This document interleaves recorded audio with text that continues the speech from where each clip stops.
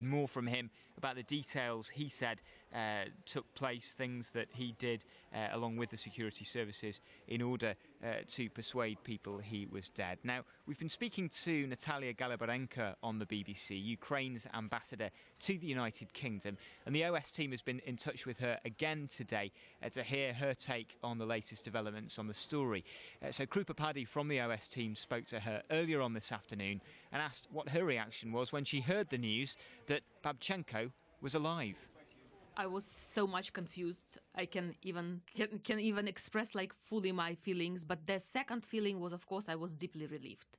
Because when I saw on TV that Mr. Arkadiy Babchenko is alive, it was like, a miracle. And after all, of course, some people were like very emotional about the fact. But for me, the main thing is that the person is alive. So we can resolve all other things. We can investigate the case and we'll show to everybody who is concerned now what was behind the crime. But again, the most important thing that he is alive. And you say that you saw the events unfold on TV.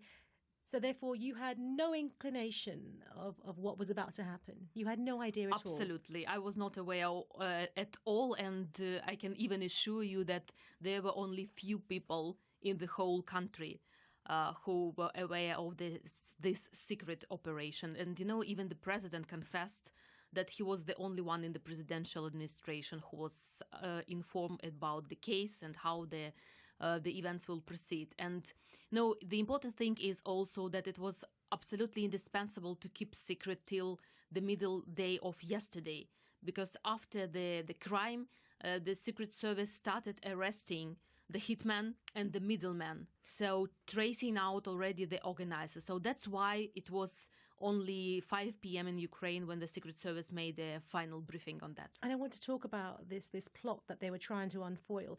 You mentioned only a handful of people knew about what was going on. Are you able to indicate who those individuals were? No, I can only presume that it was, of course, the head of the Secret Service, the head of police, the head of General Prosecutor's Office, the president. So I think that maybe also some detectives who were on the ground. Of course, they were also aware what was going on, and Mr. Arkadiy Babchenko. And not his wife?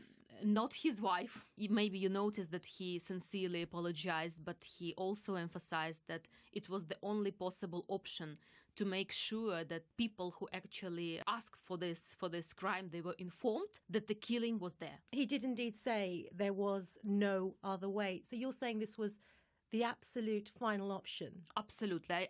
I believe this because in no other cases, we were using this kind of staging fake murder. And our detectives were working on this operation for 2 months. And it was very important not to spoil everything with too much publicity.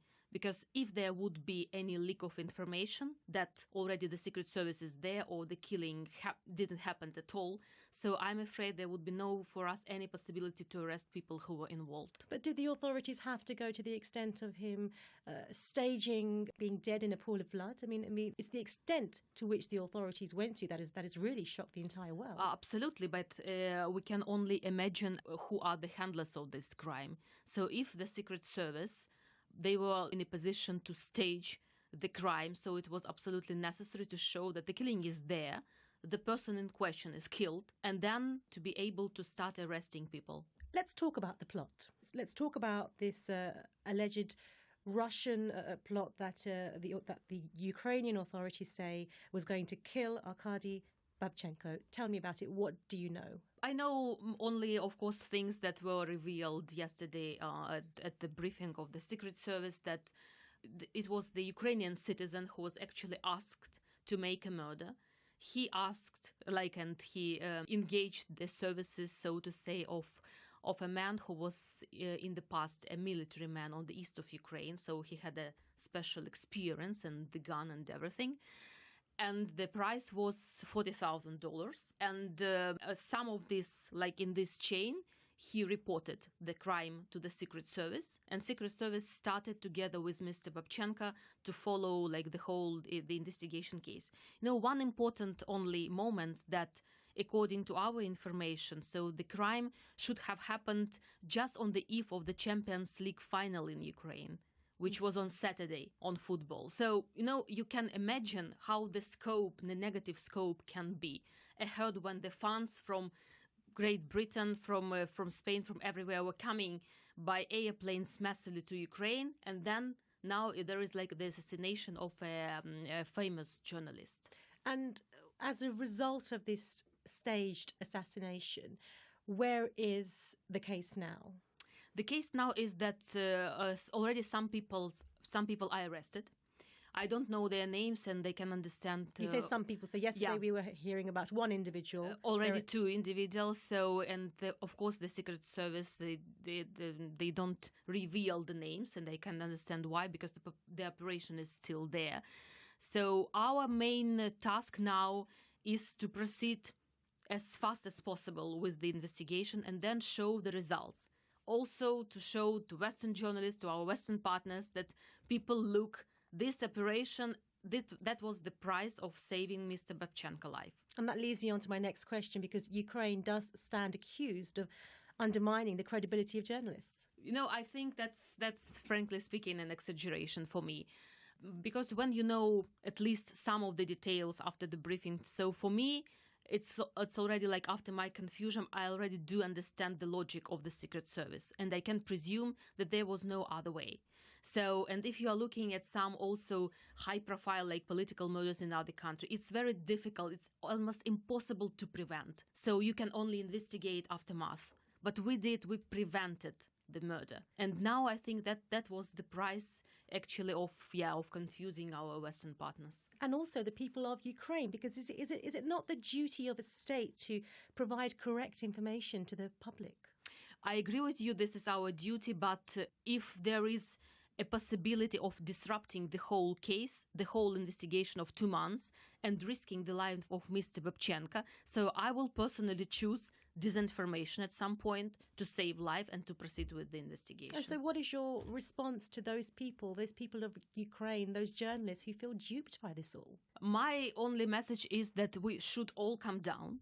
We should understand that Arkadiy Babchenko was saved. So I think that his funeral is not what we all looking for. Let's give some time to the Secret Service and police of Ukraine. They will investigate and they will show us the results. And then we will be in a position to evaluate whether it was enough, not enough, sacrifice and everything. But again, I don't have any grounds to disbelieve that there was something other argument than that. Let's talk about the Russian reaction. The Foreign Ministry spokeswoman this morning said she described the operation as simply done for a propagandistic effect. What is your response to that? No, for me, it's always funny, to comment on Russian some kind of reaction, because according to them, there are no Russian troops in Donbass. They have nothing to do with the shutting down of MH17.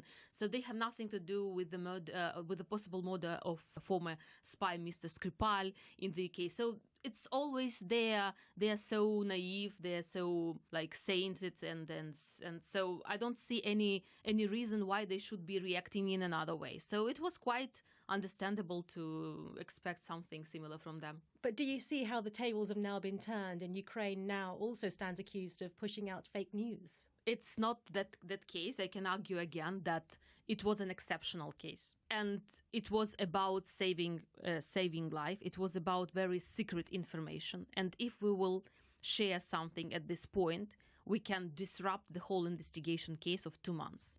So let us not exaggerate the stakes in this case. I mean, it's not an exaggeration to say that there is a cloud of distrust surrounding Ukraine now, and what comes out of Ukraine. I don't follow the practice of asking journalists, because I'm here to respond and you are to ask. But my question without answer is, we have already more than 10,000 people killed in Donbass. Almost every day soldiers are dying.